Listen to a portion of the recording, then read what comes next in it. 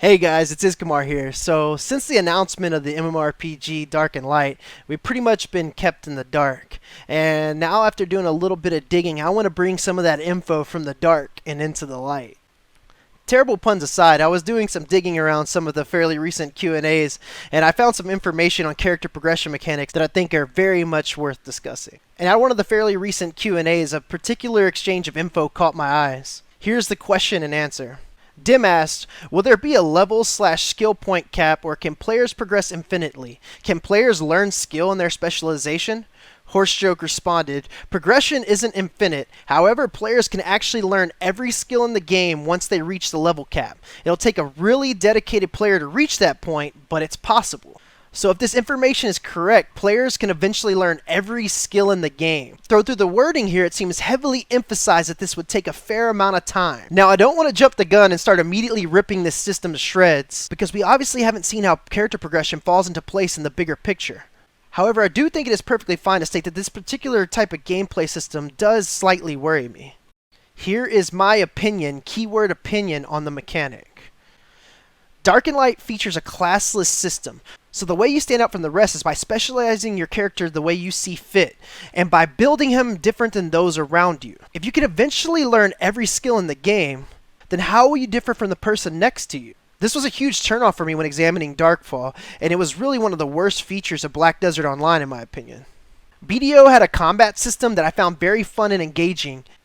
However, the game suffered from one of the worst cases of vertical progression that I had seen in a long time. One of the leading attributors of this was the class progression system. In BDO's talent tree, you could eventually learn every skill as well with a fairly large time investment. Though if you truly love and enjoy a game, that time investment should be looked at as a buffer that will ultimately be breached. So say you rolled a wizard. After some point in character progression, the only thing to differentiate you from the wizard standing next to you would be your skill.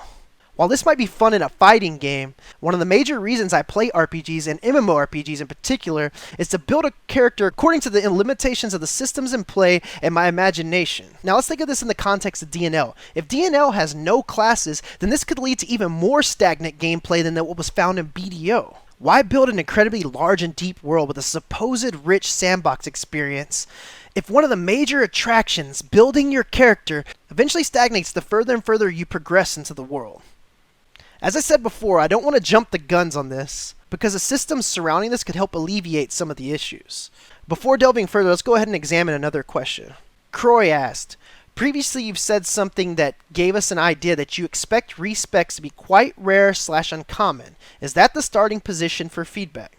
HorseJoke replied, if we do have respecs, then that would probably be the case. Switching back and forth between builds kind of defeats the purpose of specializing. When you read HorseJoke's response, you really get the feeling that they want specialization to play a large role in how you build your character. Because if their current design philosophy is to keep respecs at a minimum, then that would mean that they want your character build choices to carry more weight and meaning. However, nothing would stand in contradiction to this more than eventually allowing you to learn everything. Because what kills specialization and build meaning more than the ability to learn every skill? That could also take away the need for a respec feature later on at level cap. So with all that being said, how could this system actually exist without destroying specialization and meaningful build paths?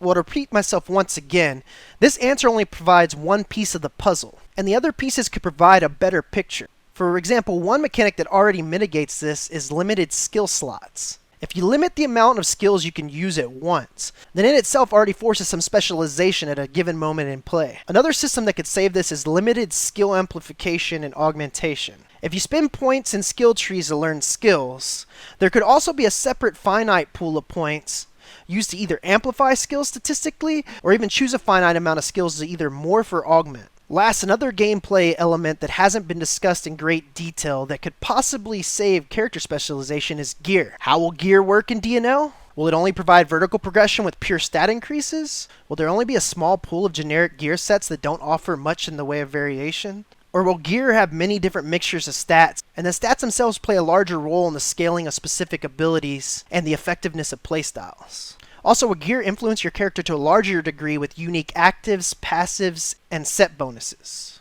All this is to be determined. Still, I thought it was a question worth bringing up, and a thought exercise worth having in the community. Hopefully it won't be long before we get some of these questions answered. I am looking forward to Dark and Light, and I really hope that it delivers. Anyways, if you liked the video, don't forget to subscribe. I will be back with some more commentary and hopefully some gameplay very soon.